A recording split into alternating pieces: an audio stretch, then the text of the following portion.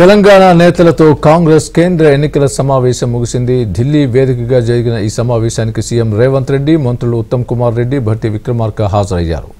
దాదాపు 20 నిమిషాల పాటు ఈ సమావేశం జరిగింది. తెలంగాణ నుంచి ఎంపీ అభ్యర్థుల పేర్లను అధిష్టానానికి అందించారు.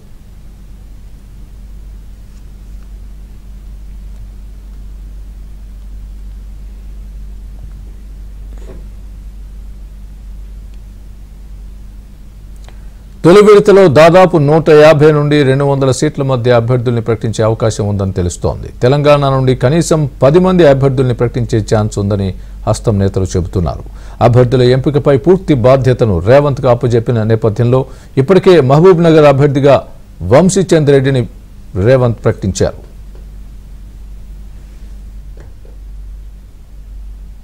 ఇదే అంశానికి సంబంధించి పూర్తి అప్డేట్ మా ఢిల్లీ ప్రతినిధి సతీష్ చెప్తారు. సతీష్, చెప్పండి, ఏంటి కాంగ్రెస్ చర్చల్లో ఏం తేలింది? తెలంగాణకు సంబంధించి ముఖ్యంగా 10 మంది అభ్యర్థుల్ని ప్రకటించే ఛాన్స్ ఉన్నట్టుగా మనం చూస్తున్నాం న్యూస్లో. టోటల్గా ఇండియాలో మొత్తం ఎన్ని సీట్లు ఇప్పుడు ప్రకటించే అవకాశం ఉంది? అందులో తెలంగాణ ఎన్ని ఉండే అవకాశం ఉంది?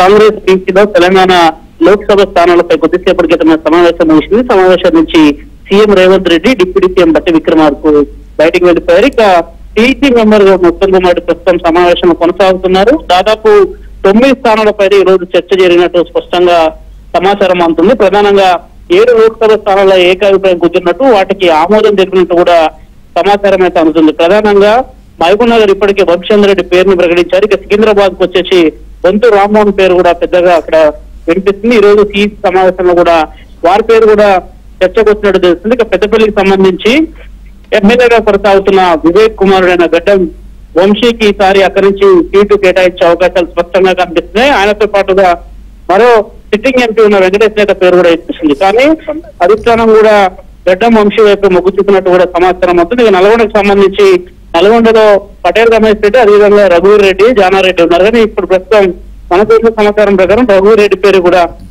సమావేశంలో ఫైనల్ తెలుస్తుంది. ఇక మైపాక్ సంబంధించి బలరాం నాయక్, అదేవిధంగా విజయభానుకు సంబంధించిన ఇతర పేర్లు ఉన్నాయి. ఆ పేర్లలో ఒక పేరుకు ఈరోజు ఆమోదం జరిగినట్టు కూడా తెలుస్తుంది. చేవెళ్లకు సంబంధించి పట్నం సుందారెడ్డి పేరును కూడా ఈ రోజు ఫైనల్ చేసినట్టు తెలుస్తుంది. ఇక మల్కాజ్గిరి విషయంలో నటుడైన అల్లు అర్జున్ కు సంబంధించిన వారి మామ చంద్రశేఖర్ రెడ్డికి సీటు ఇస్తున్నట్టు కూడా స్పష్టంగా తెలుస్తుంది. దాదాపు 9 లోక్సభ స్థానాలలో 7 అంశాలపై ఇప్పటికే 7 లోక్సభ స్థానాలపైన క్లారిటీ వచ్చినట్టు కూడా సమాచారం తెలుస్తుంది. దాదాపు రేపు కూడా మిగతా రాష్ట్రాలకు సంబంధించిన నేతలతోని వారి యొక్క అభిప్రాయాలు తీసుకొని ఎట్ ఏ టైం దాదాపు 120 నుంచి 160 మంది అభ్యర్థుల పేర్లను కూడా ప్రకటించే అవకాశాలు చాలా స్పష్టంగా తెలుస్తున్నాయి. రేపు ఛత్తీస్గఢ్, కర్ణాటక, అంటే ఈ రోజు జరిగిన సమావేశంలో ఛత్తీస్గఢ్, కర్ణాటక, కేరళ, ఢిల్లీ, తెలంగాణ, లక్షద్వీప్, మేఘాలయం, త్రిపుర, సిక్కిం, మణిపూర్ లోక్సభ స్థానాల అభ్యర్థుల ఎంపికపై చర్చ జరిగింది. మిగతా రాష్ట్రాలతో రేపు కూడా వరుసగా చర్చలు జరగబోతున్నాయి. అనంతరం సభ్యుల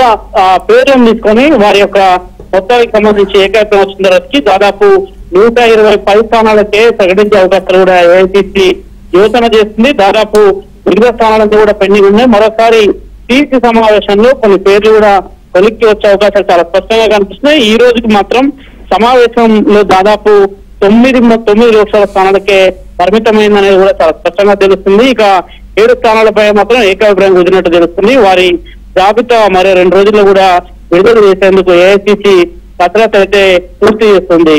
స్వామి, right Satish, thanks for the update.